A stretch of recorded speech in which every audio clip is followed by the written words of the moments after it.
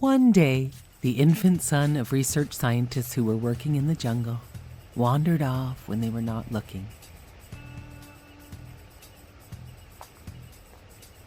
The small baby boy was found by Bagheera, the very nice Black Panther. Bagheera thought the baby would be safer with the wolves and their baby cubs. Bagheera left the baby for the mother wolf to find.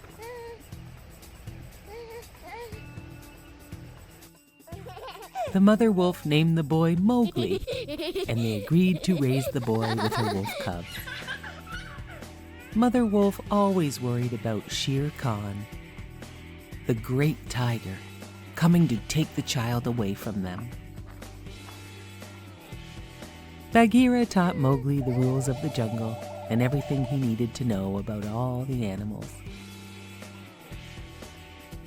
Bagheera was always there to protect him. The wolves told Bagheera he must take Mowgli back to the human village, where he would be safe from Shere Khan. Bagheera agreed to take Mowgli to the human village. But when he tried, Mowgli got very upset and said he wanted to stay in the jungle with all his animal friends. Mowgli ran off deep into the jungle, where he met a nice new jungle bear friend named Baloo. Baloo and Mowgli played and had a great time. They met some monkeys and their king, who wanted to know how to make fire. Bagheera caught up with Baloo and Mowgli and said they had to get Mowgli to the village. But Mowgli ran away again. He wanted to stay in the jungle. Bagheera and Baloo searched for Mowgli. But the fierce tiger Shere Khan had found Mowgli first. Mowgli, who had grown up around animals his whole life, was not the least bit afraid of Shere Khan, the great tiger. This made Shere Khan very angry. Shere Khan bared his great fangs and let out a giant tiger roar and leapt towards Mowgli. Just then, Bagheera and Baloo arrived. Baloo the bear grabbed the great tiger by the tail and then threw him to the ground with a thud. Baloo had gotten there just in time to save Mowgli. Shere Khan lashed about trying to reach Baloo, but Baloo hung on tight to his tail. Shere Khan tried to shake Baloo loose and cracked his strong tail like a whip. Suddenly, a big storm rose up, and a huge lightning bolt hit a big tree and started a fire. Mowgli knew right away how to help Baloo with the fight against Shere Khan. Shere Khan was very afraid of fire. Mowgli took a branch that was on fire and he ran towards the great tiger. Shere Khan was so afraid of the fire in Mowgli's hand that he ran away deep into the jungle. Bagheera and Baloo cheered. They both knew they would never see Shere Khan around their jungle parts again. Mowgli, Bagheera, and Baloo promised they would never be parted by anything again. They would always be best friends, no matter what. Just then, at the edge of the jungle river, Mowgli saw something he had never seen before. It was a beautiful girl. The beautiful girl was getting water just outside the man's village edge by the river. Bagheera and Baloo were sad, but only for a few moments, as they knew Mowgli had to leave to go to the man village with the girl. They both knew it was the right thing for Mowgli to do. They both saw Mowgli smile as he helped the girl with her water jugs at the river's edge. Then Mowgli waved as he headed towards the man village with the girl. Mowgli's friends knew it was where Mowgli really belonged. They would always be friends no matter where they all lived. Bagheera and Baloo knew they had done the right thing by helping Mowgli find his way safely to his new home, and they all lived happily ever after.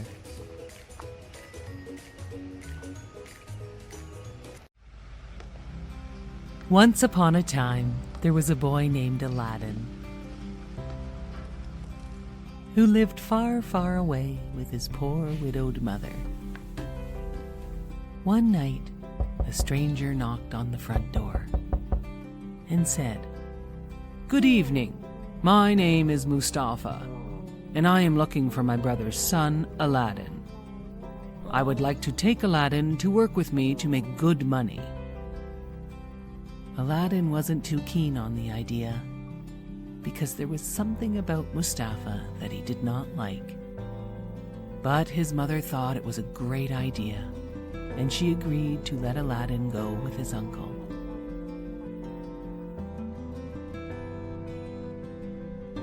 Aladdin and his uncle walked for a full day into the desert, until they reached a cave with a small entrance. Mustafa was too big to fit through the entrance, so he asked Aladdin to go inside. Aladdin did not trust him and was afraid he might block him in. But his uncle told him there were gems and gold inside the cave. Mustafa told Aladdin he could take as much as he wanted. Mustafa only wanted an old lamp from inside the cave. So Aladdin went inside.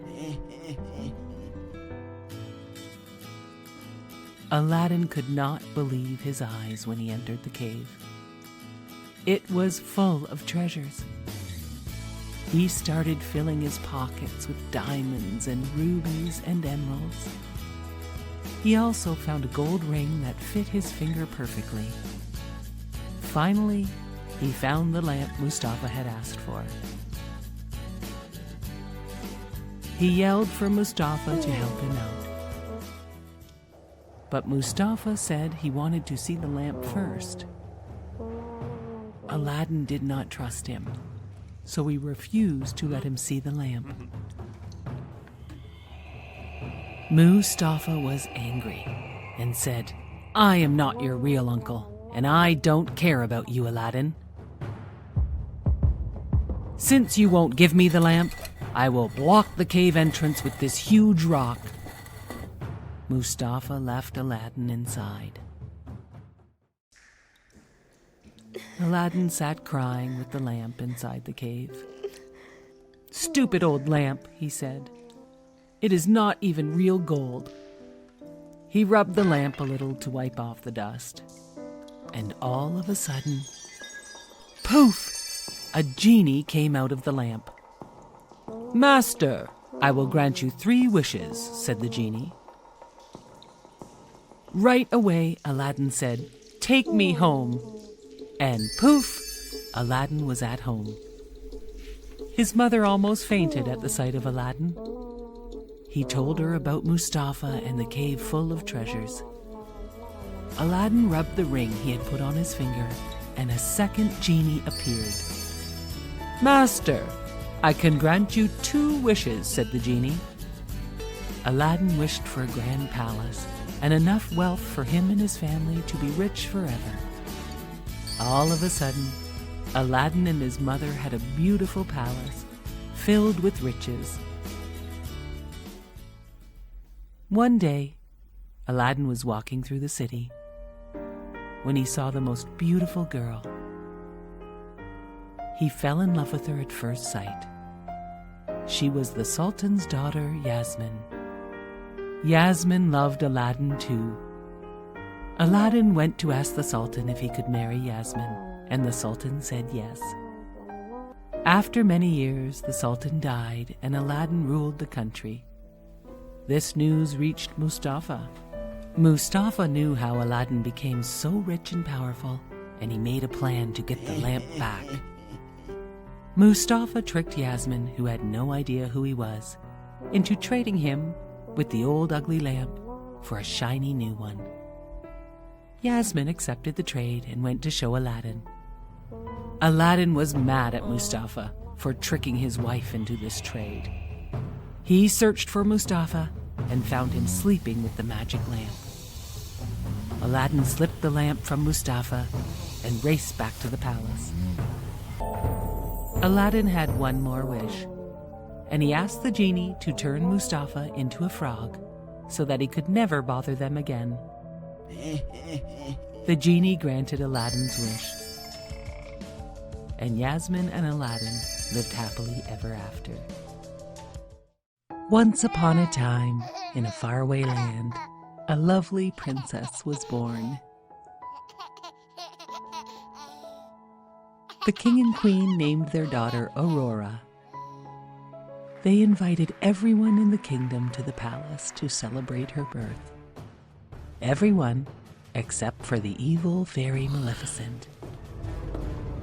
The wicked fairy was so mad about not being invited that she snuck in anyway, in a flash of lightning, and she put a curse on beautiful Princess Aurora. Before the sun sets on her 16th birthday, she will prick her finger on a spinning wheel and die. Then, Maleficent, in a flash of thunder, disappeared. Luckily, 3 good fairies were at the party, and they softened the curse with a prophecy that said, "If this will happen, you will only sleep, not die.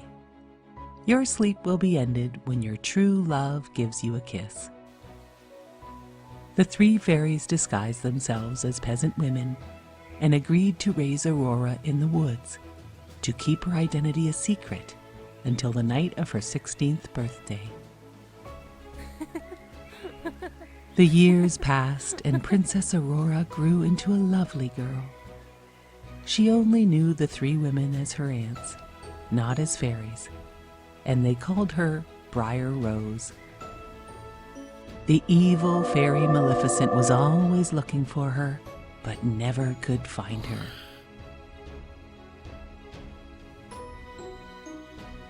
Briar Rose always dreamed of meeting a handsome young man and falling in love. Then, on the day of her 16th birthday, a prince was riding through the woods. The prince heard Briar Rose singing. He asked her to dance, and before they knew it, they had fallen in love.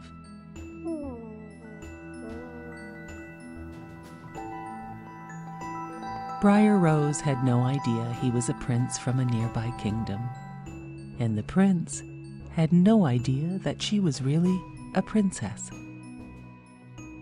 The 3 aunts were busy baking Briar Rose's 16th birthday cake. Briar Rose returned to the cottage and told her aunts about the stranger she had met and danced with. The aunts told Briar Rose her real name was Princess Aurora, and she would be returning to the castle that evening.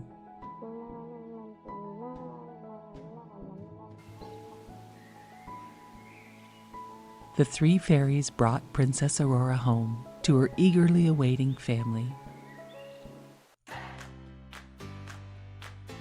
Everyone thought the princess had escaped Maleficent's evil curse. But no one knew Maleficent was hiding upstairs. As soon as Maleficent saw Aurora alone, she put her in a trance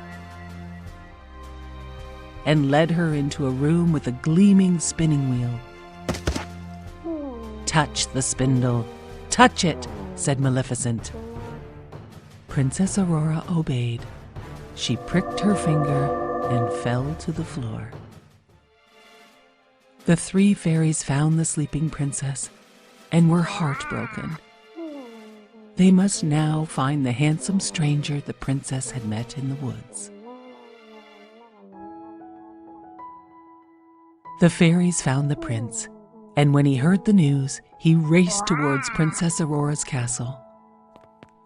Maleficent was waiting to stop the prince, but she was no match for the prince, and he made his way to the peaceful, beautiful, sleeping Princess Aurora. He knelt by her side and gently kissed her. Slowly, Princess Aurora opened her eyes. She smiled when she saw the face of the handsome stranger from the forest. He was her true love. Aurora sat up and took his hand. The prince asked Aurora to be his bride. "Yes, of course," replied Princess Aurora. They would live in his grand castle, close to her parents and her fairy aunts. Princess Aurora and the prince lived happily ever after. Once upon a time, there was a lovely lady who lived in the countryside. Her beautiful white cottage was filled with the smell of fresh baked cookies that wafted over to her barn. She loved to bake cookies. One day, she wanted to bake something extra nice with flour, sugar, and spice. She got out her big red mixing bowl and her wooden spoon. She mixed all her ingredients until the batter was just right. Then she rolled out her dough just perfectly. She thought, "This dough is so perfect and flat and just like butter. I think it is time for my cookie cutter." Soon the cookie was baked perfectly. She had used a gingerbread man cookie cutter. The lady thought she must decorate this special cookie with 2 eyes, lips, and a nose, and a nice bow tie around the neck. She thought he looked delicious and wanted to eat him.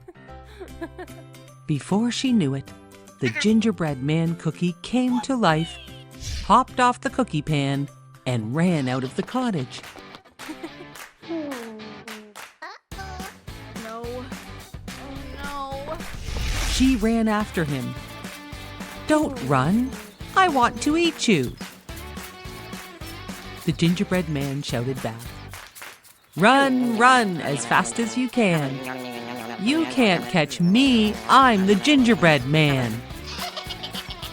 As she ran after him past her barn, a cow smelled the cookie and wanted to eat him too.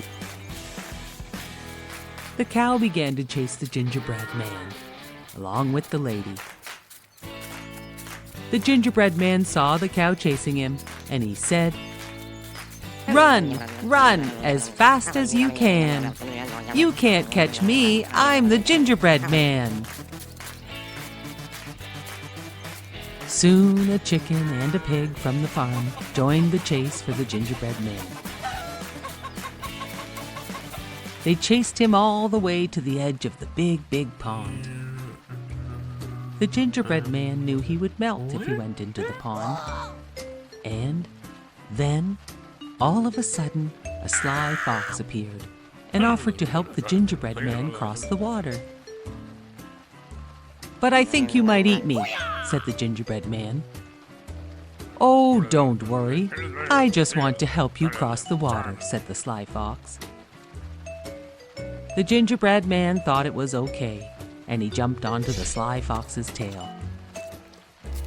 The lady and the barnyard animals watched as the gingerbread man crossed the pond with the sly fox. Soon the water got higher, and the fox told the gingerbread man to get on his back to avoid getting wet. The gingerbread man crawled from the fox's tail to his back. Then the water got even deeper, and the fox asked the gingerbread man to hop on his head to be safe from the water. Soon even the fox's head was going under the water. He asked the gingerbread man to hop on his nose to really finish his plan. The gingerbread man hopped on the fox's nose. Just as they reached land, the fox flipped his nose, and the gingerbread man went flying into the air and was falling towards the sly fox's mouth. The sly fox's plan was now very evident. He was going to eat the gingerbread man. All of a sudden, a crow snatched the gingerbread man from the air. Oh no. The gingerbread man was now in the crow's beak. The fox just stared as the crow flew away in the sky. The gingerbread man asked the crow, "Do crows eat gingerbread men?" "Yes," said the crow. And when he opened his beak to answer the gingerbread man fell down to the ground. Ow, ow, ow. He ran away as fast as he could. The gingerbread man yelled to the lady and all the animals, "Run, run as fast as you can. No one can catch me. I'm the gingerbread man." If you ever see a gingerbread man, don't try to catch him, because no one can.